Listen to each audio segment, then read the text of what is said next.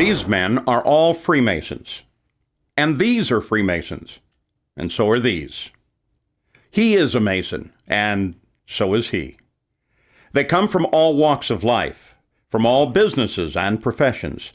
They come from a wide variety of backgrounds and places. But they have one thing in common. They have discovered a fraternity, the Free and Accepted Masons, and they are all brothers. Welcome to Modern Freemasonry, as we give you a glimpse into the fraternity that has affected men's lives for centuries, and why I, and thousands like me, share this special brotherhood. When I first explored this great fraternity, I didn't know much about the rich histories and traditions of Masonry, but I did see the special interactions of the members of the lodge, and saw firsthand what real brotherhood was all about. These guys considered their fellow lodge members as a type of extended family, and I was impressed by the closeness they shared. As I learned more about my fraternity, I knew that my decision to be part of this grand society was one of the best ones that I would make for my personal and professional development. As I began to see how I fit into an organization that has affected the lives of many of our U.S. presidents, starting with George Washington, and includes some of the greatest movers and shakers of the past 300 years, I knew that I would benefit from these rich traditions, the same values and traditions that helped these men become better men, and having the same effect on me today.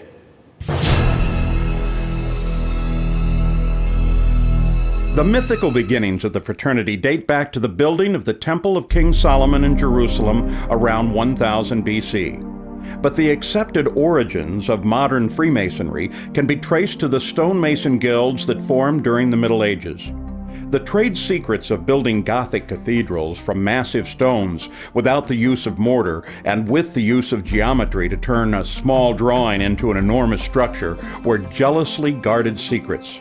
Secrets not even divulged to the priests of the churches who employed them. The guilds were developed to train masons in these skills, to enforce a standard of workmanship, and to hold their members to those high standards, as well as protect those valuable secrets. As the Gothic style of architecture lost its popularity and the common people became better educated across Europe, the Masonic guilds lost their reason for existence.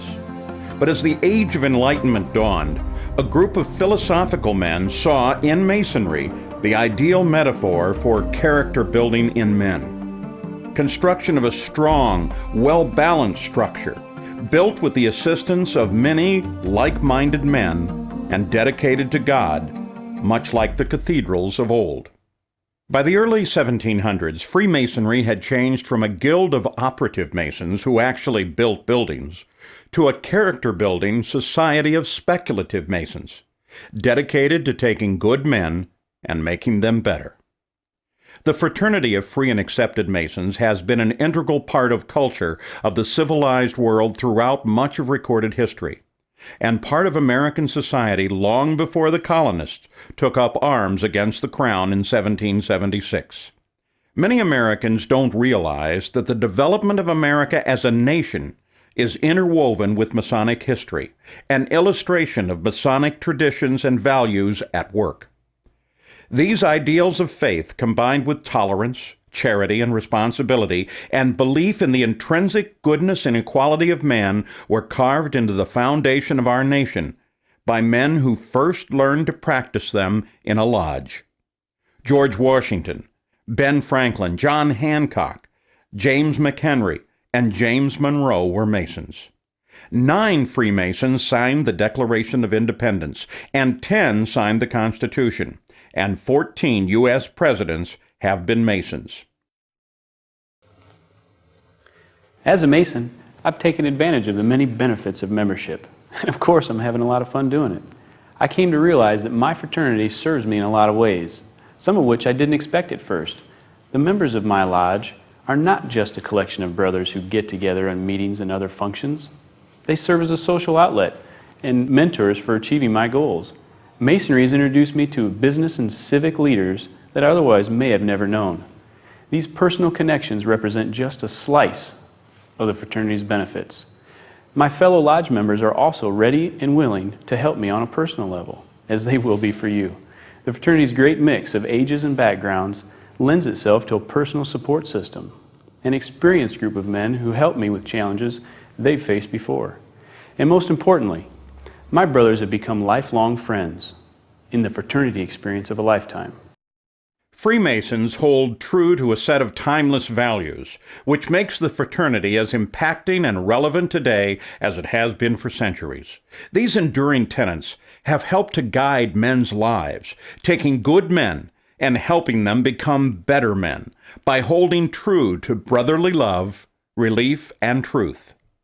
These Masonic values are not just empty words on paper. No, to Masons they represent a daily guide for living.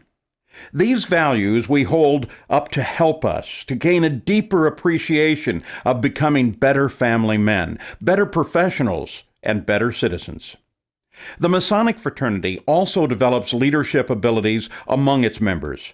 Masons can utilize and hone their abilities by serving as lodge officers, mentors, and committee leaders.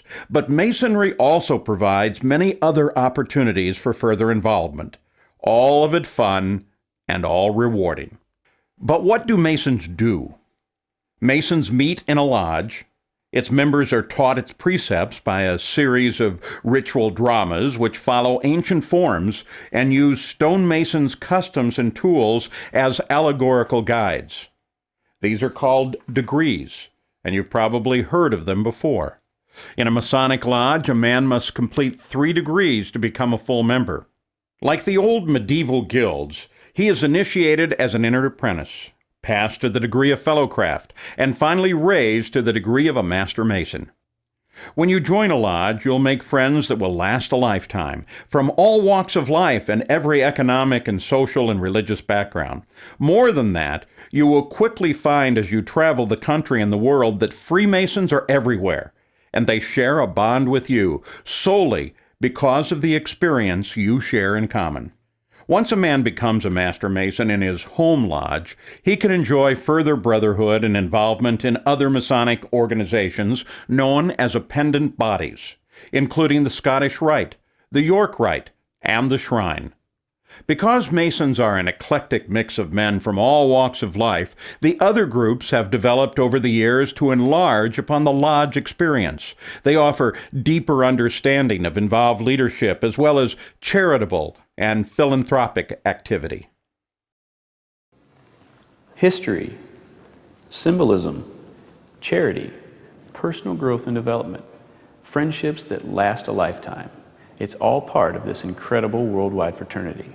To become a Freemason, simply ask for a petition from the person who gave you this DVD. He'll assist you in filling it out and tell you when it will be considered by the lodge. He'll also ask for an initiation fee, and you'll need to give that to him when you complete your petition for membership. I can personally tell you the impact the Masonic fraternity has had on my life, even in the short time that I've been part of it, from forming a support network of caring friends, getting real-life leadership experience, and meeting men from all over who enjoy helping me succeed. And not just any men, men I call my brothers.